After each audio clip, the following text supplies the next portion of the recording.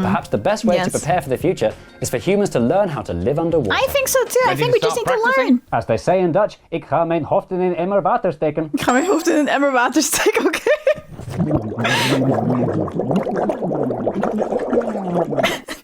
I think I need to start practicing as well. Hi YouTube, welcome back in hell. My name is Cypress and today we'll be watching another video that has been suggested by my chat. This country is 17% fake and it's by Jay and Mark. There's a saying in Dutch, God schept de aarde, maar de Nederlander schept in Nederland. Another saying in Dutch is wij smachten naar 88 prachtige nachten bij 88 prachtige grachten. Today's program. What? I didn't even understand what they were saying. Thank God for the subtitles. Netherlands picked a fight with the sea and won. Welkom bij Kaartmannen. Wij zijn de mannen en hier is de kaart. De kaartmannen. Kaartmannen, kaartmannen, kaartmannen, kaartmannen. If you spend an afternoon browsing Holland, the Netherlands, I always find it so interesting to see how people pronounce Dutch words, like the accents. Kaartmannen. If you spend an afternoon browsing Holland, the Netherlands on satellite view, you'll notice something a little odd. This bit looks pretty normal and European. Lots of green, lots of zigzaggy roads, lots of narrow fields at wonky angles. But as soon as you cross this road, the countryside suddenly turns unusually light brown, with unusually rigid, perfect rectangles and houses spaced out with uncanny, soulless regularity.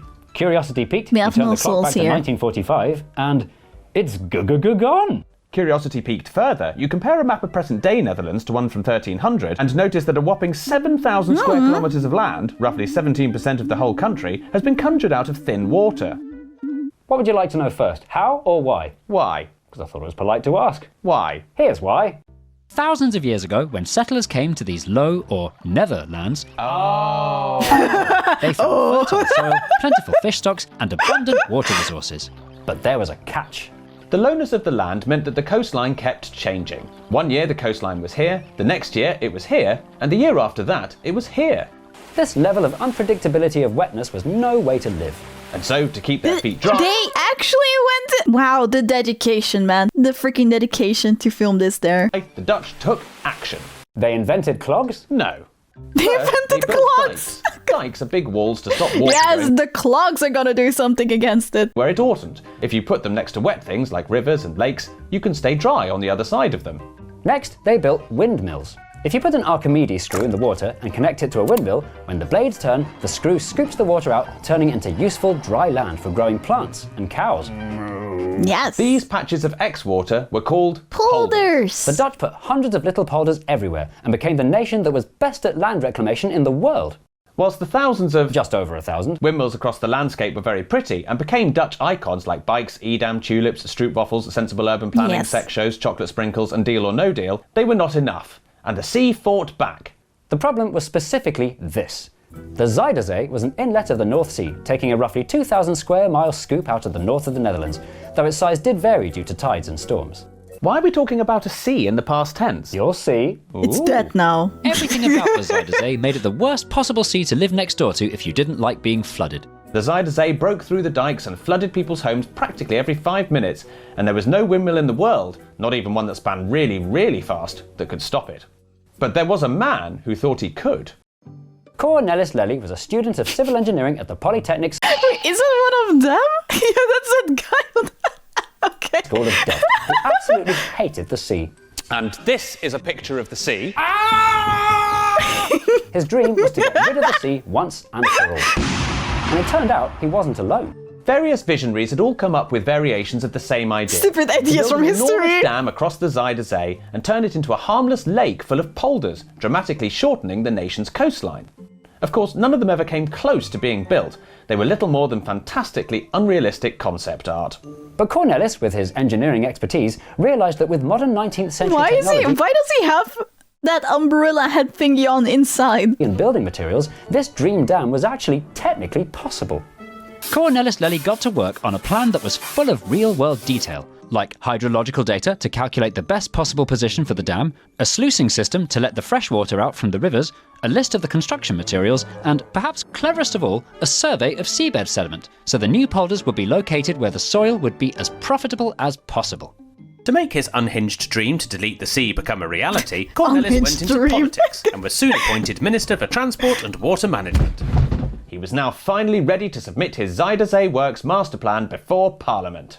But Parliament turned it down. Cornelis' dam was too damn expensive. Damn it. And they worried that fishermen whose livelihoods depended on catching saltwater fish would lose their livelihoods. No fish! No fish for sale here! It seemed Cornelis' dream was No dead in fish the water. here! No fish for Until- €5.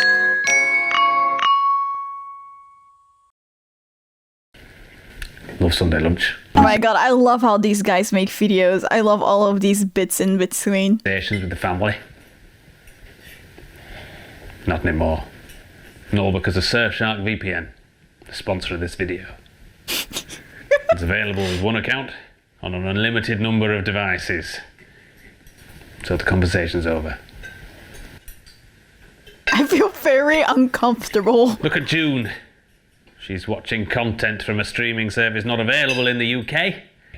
And one of Surfshark's over 3,000 servers in over 100 countries. There's Monty. Hi, Using Monty. Surfshark to encrypt his data to avoid age restrictions, so he can do goodness knows what. Wait. And my wife? Are you sure that's for okay? holidays using region-specific pricing with discounts that are only available abroad.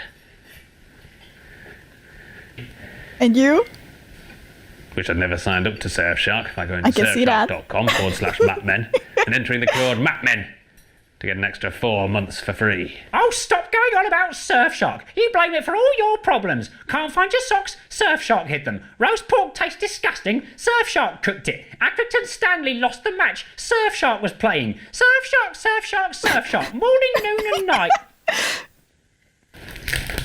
It's all Surfshark's fault, man! The fucking Surfshark! Conversation. Use the code! Oh, sorry. It seemed Cornelis' dream was dead in the water. Until, in January 1916, the Netherlands saw their worst flood in hundreds of years. The Dutch were used to floods, of course, but this one was particularly bad timing because of the First World War. I thought the Netherlands were neutral for World War I. Yes, but their neighbours absolutely weren't. Germany, Belgium, France and Britain were so busy fighting, they stopped all international trade, and that meant the Dutch had to rely entirely on the food from their own farms.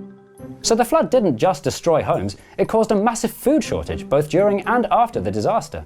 The Dutch were homeless, hungry and wet.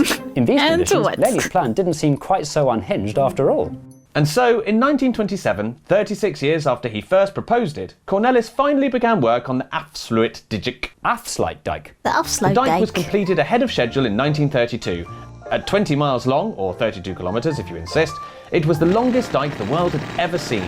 The Zuiderzee was a zee no more. It was now a mere. The It's dead. IJsselmeer. The sea is Now dead. that the water was calm and shallow, they were ready to build the biggest polders the world had ever seen. Hundreds of farmers moved in to start their new lives working the land straight away. But then something went wrong. What did wrong? Because the polder was below sea level, it was lower than the mainland, causing groundwater to flow into it and sucking the former coastland dry. This made it much less fertile and much less productive. So for the next one in 1950, they changed the design. The next polder was built in 2 stages with a thin, watery gap to make it much easier to manage the water table. This meant that the Flavour polder was technically the largest artificial island in the world, a record no one's come close to beating since. So, overall, was Cornelis Lely's Zuiderzee Works project a success? In every way imaginable, yes. When the next massive storm came in December 1953, the structure held back the sea and prevented what would have been catastrophic flooding. The Afsluitdijk paid for itself in one night. And it's paid for itself 1,000 times more since. The value of the new polders to the Dutch economy is €20 billion a year. And as for food security, it went so much further than necessary. It gave the Netherlands a massive food surplus, quickly becoming the world's second largest food exporter behind only the United States. Pretty impressive for the densest country in Europe. Fifth densest Yes. country in Europe. Densest Yes. proper country in Europe. Lely's plan was so successful, it even solved other problems it wasn't meant to solve, including one for Dutch drivers. Right on top of the Afsluitdijk, engineers built a motorway in the middle of the sea, allowing drivers to whiz from Zuiderzee to Hippolytushoef in just 35 minutes. With breathtaking views of the sea in a dead straight line, a cruise along the A7 motorway is simultaneously the most thrilling and most boring The drive most in the world. boring drive, The yeah. Zuiderzee Works also changed the lives of the people of Urk. Urk, for most Oh, of not its existence, Urk. was an island right in the middle of the Zuiderzee, isolated from the rest of the country. But now, thanks to the new polder, you could just drive there on the Urkeweg. Why do you say Urk? Okay, not like that, but they say it so exaggerated. Urk. From still behaving like an island. Even today, it's famous for being more conservative and religious than the rest of the Netherlands, and they still have their own dialect that most Dutch people don't understand. Excuse me, do you have the time? Of all the impacts Yes, of that's Lely's exactly project, how it the sounds. biggest was one he could never have predicted. As the Dutch population exploded, but their borders didn't, the country was in desperate need of more space for people to live on. Suddenly, Flevoland, first intended as a giant flood barrier that could maybe house a few farms, became prime real estate. Like Yeah. Onir, which is by every measurement you can think of the Dutch I've lived in Milton Keynes. Flevoland for a The little population on while. these polders increased so much that in 1986, Flevoland was officially turned into the 12th province of the Netherlands, with its own local government, coat of arms, and flag terced in fest with 3 horizontal bands, a superior azure field, an inferior vert field, and a medial of reduced breadth, its waveform hoistwood half transitioning to a rectilinear flywood edge, with a stylised argent fleur-de-lis occupying the upper hoist quarter. So what did Cornelis Lely make of all of the Zuiderzee works' phenomenal success? Nothing.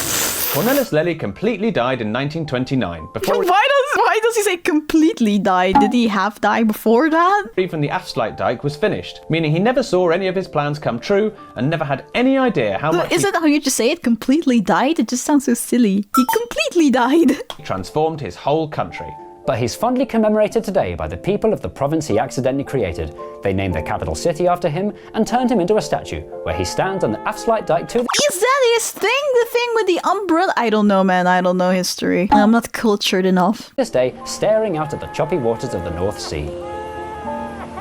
The Dutch had proven themselves the masters of land reclamation, literally laying the groundwork and showing the rest of the world how it's done. Which inspired the rest of the world to give land reclamation a go themselves, and for all sorts of different useful reasons. 1. Airports. If your land is too lumpy for a runway, simply put it in the sea. The Japanese do it all the time. Yeah. Kansai, Chubu, Nagasaki. 2. Playing geopolitics. China built islands in the middle of what they now call the South China is it Sea, doing? so that they're technically able to claim the sea around it. 3. Adding extra space to coastal cities with no other direction to expand.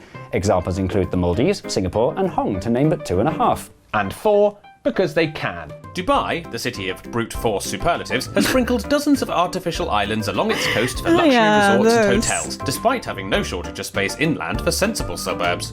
Land reclamation today is to increasing flex. all over the world. Everybody's doing it. Jakarta, Shanghai, Manila, Lagos, Boston, Vancouver, Macau. Mumbai. So does that mean that land reclamation is the solution to all of society's problems? And will the Netherlands of 2125 look like this? Well, no. Land reclamation only makes sense if the advantages outweigh the disadvantages, and the disadvantages are numerous. It's really expensive, requires huge amounts of sand, which the world is running out of.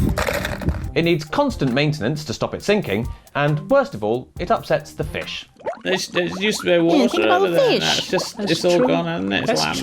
Yeah, we used to like going there. The sediment over there was lovely sediment. Oh yeah, the sediment. The sediment. Favourite bit. I used to say that. It's gone now. Yeah. With the well-being of the world more on the world's mind than ever, even the Dutch, the original masters of land reclamation, seem to have gone off the idea. The final polder from Cornelis Lely's original plan, Markevaard, I like that name. was cancelled in 2003, despite the dike already being built, making it a sort of lake within a lake. Today, it's used as a freshwater reservoir and nature reserve. Perhaps the oddest thing about the process of building land in the sea where there wasn't land before is the word we use for it. Reclaimed?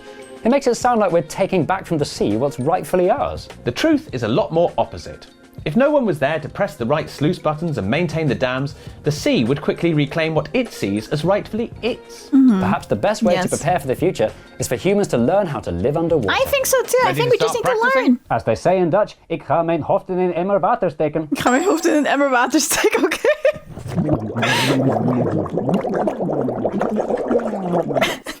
I think I need to start kitchen practicing as grease well. Overwhelmed Yes. by limescale. Yes, yes. Then give your kitchen that sparkling new look. With? This Way Up, When Maps Go Wrong and Why It Matters, the debut book from the creators of Map Men. This book is jam-packed full of fascinating facts and sensational stories that cuts through stubborn stains in seconds.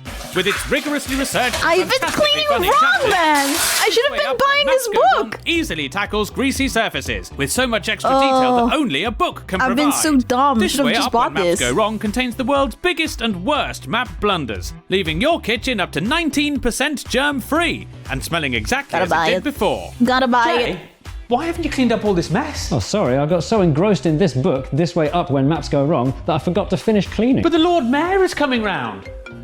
Hello? Ah, hello chaps. Just calling to say I'm not coming round anymore. I've decided instead to stay home and read this brilliant book called This Way Up When Maps Go Wrong from the creators of Map Men. Well, thanks for letting us know. Can you do tomorrow instead? No, I'm busy tomorrow. Tuesday? Also I reading? can't do Tuesday. How about Wednesday? I can do Wednesday. See you on Wednesday then, Lord Mayor.